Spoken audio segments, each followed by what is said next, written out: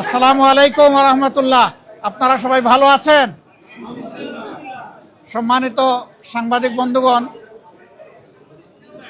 আজকে আমার সাথে এখানে বাংলাদেশ জামায়াতে ইসলামীর দুইজন নায়েবে আমির, সেক্রেটারি জেনারেল সহ কেন্দ্রীয় নেতৃবৃন্দ রয়েছেন। আপনারা হয়তো জানেন, গত মাসের 19 তারিখ আমি উমরার উদ্দেশ্যে দেশ থেকে বের হয়েছিলাম।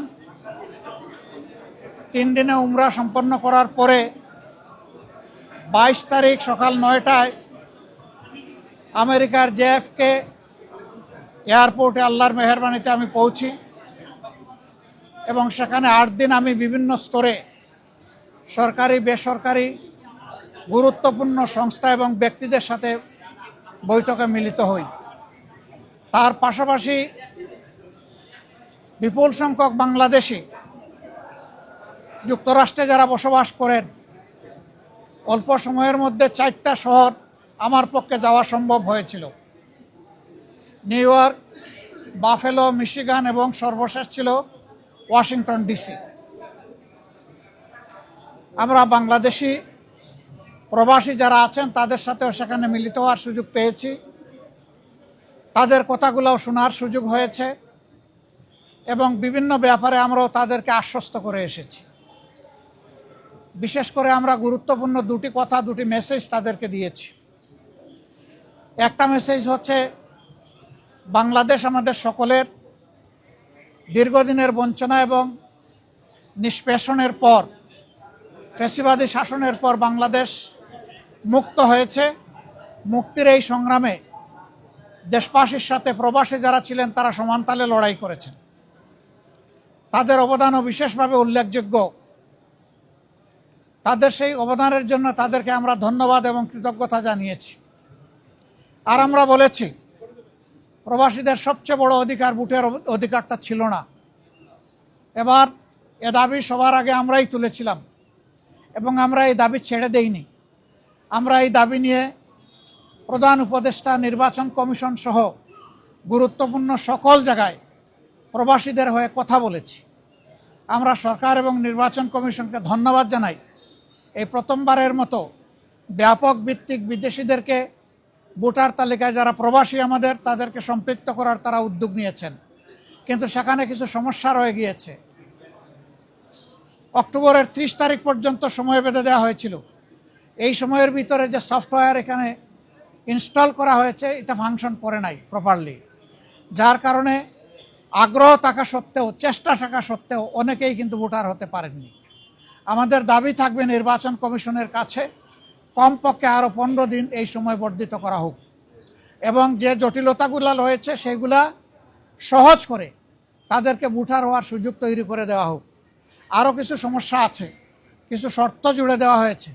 আমরা বলবো, একজন নাগরিকের প্রমাণের জন্য তার আইডি কার্ড, ন্যাশনাল আইডি যথেষ্ট।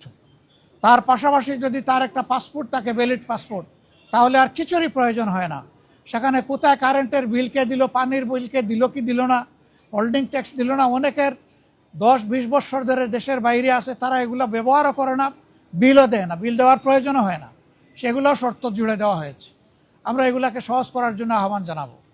এর পাশাপাশি আরেকটা মেসেজ আমরা তাদেরকে দিয়েছি, তাদের দায়িত্ব শুধু দেশকে দেওয়া নয়, দেশের দায়িত্ব তাদেরকে সম্মান দেওয়া এবং মিলেমিশে দেশে, প্রবাসে, নিবাসে যারা আছেন, আমরা সবাই মিলে সবগুলো হাত একত্রিত করে সবগুলা মেধাকে এক কেন্দ্রে এনে আমরা আমাদের দেশকে নিয়ে ইনশাআল্লাহ আগামীতে সামনে আগাতে চাই।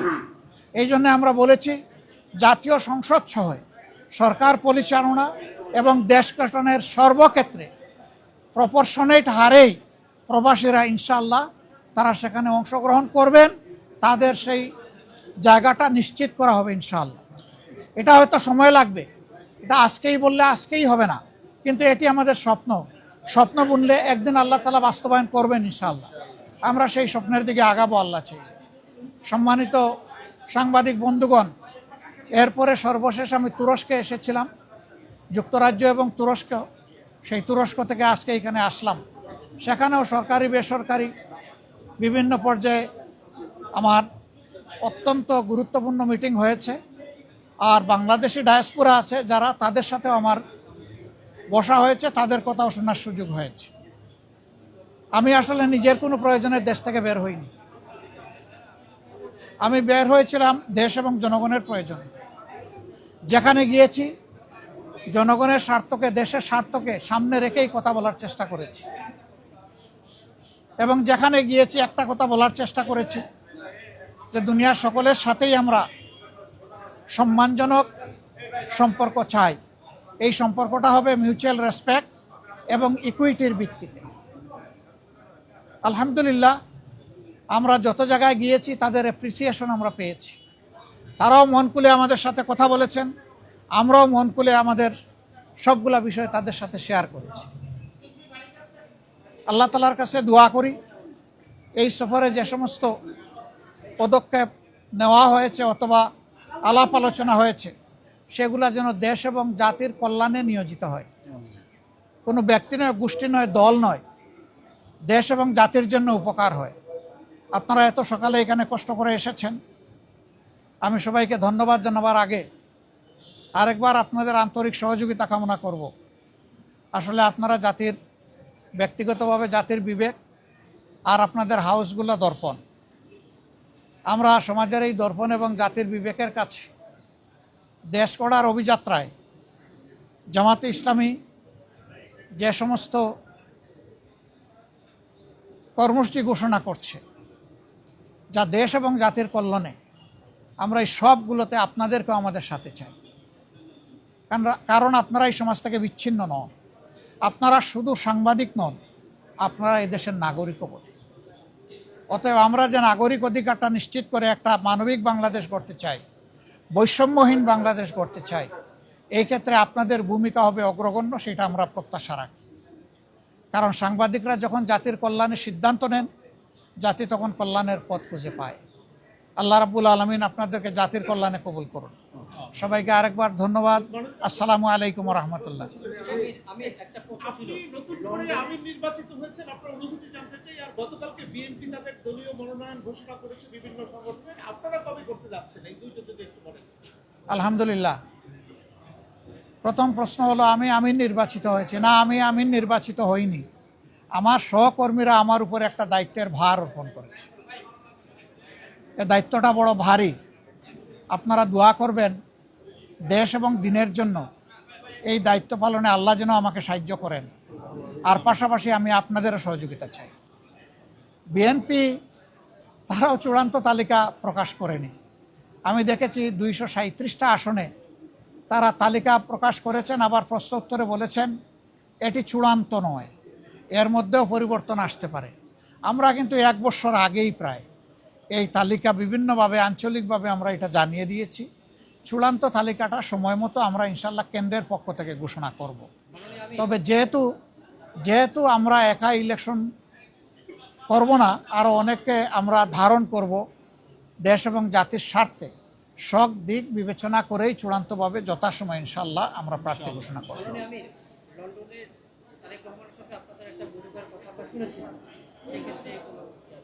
আপনারা শুনেছেন, আমি শুনি নাই।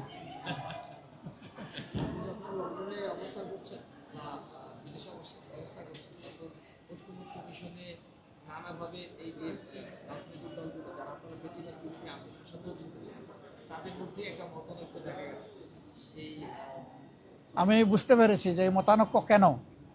আমাদের মধ্যে মতানৈক্য হোক, তবে দোয়া করেন মত বিরোধ যেন না হয়। মতের ভিন্নতা থাকবে, এটাই গণতন্ত্রের সৌন্দর্য। সব দল তো এক দল নয়, সবগুলা দল ভিন্ন ভিন্ন, তাদের দৃষ্টিভঙ্গিতেও কিছু পার্থক্য থাকবে, এটাই স্বাভাবিক। আমরা সকলের মতকে শ্রদ্ধার সাথে দেখি। তবে আমরা নিজেরা যে মতটা প্রকাশ করি, আমরা চেষ্টা করি চিন্তা ভাবনা করে জাতির স্বার্থেই সেই মতগুলা প্রকাশ করার। অতএব মতানৈক্য এটা ডেমোক্রেসির সৌন্দর্য। এটার জন্য এখানে বিরোধ লেগে গেছে অথবা অনেককে একেবারে দেশ অস্থির হয়ে গেছে, আমরা এটুকু চিন্তা করতে রাজি নই।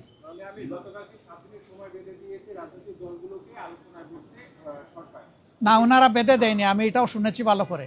ওনারা অনুরোধ করেছে যে 1 সপ্তাহ সময়ের ভিতরে রাজনৈতিক দলগুলা বসে যদি একটা কনসেনসাসে পৌঁছতে পারে সরকারের জন্য এটা ভালো। এবং আমরাই সবার আগে আমাদের পক্ষ থেকে আমাদের নায়েবে আমির আহ্বান জানিয়েছেন যে আসুন আমরা খোলামেলা আলোচনা করে আমরা এই সমাধানে পৌঁছি দেশ এবং জাতির স্বার্থে। আমরা আশা করি অন্যরা আমাদের এই আহ্বানকে সাড়া দেবেন ইনশাআল্লাহ। গণভোটের ব্যাপারে তো আমরা আমাদের দৃষ্টিভঙ্গি অলরেডি আমরা দিয়ে দিয়েছি। ফেব্রুয়ারিতে নির্বাচন আপনারা আমরা দেশবাসী সবাই দেখতে চাই ইনশাআল্লাহ, শুধু আমরা না, সবাইকে নিয়ে আমরা দেখতে চাই। Thank you so much. আসসালামু আলাইকুম রহমতুল্লাহ।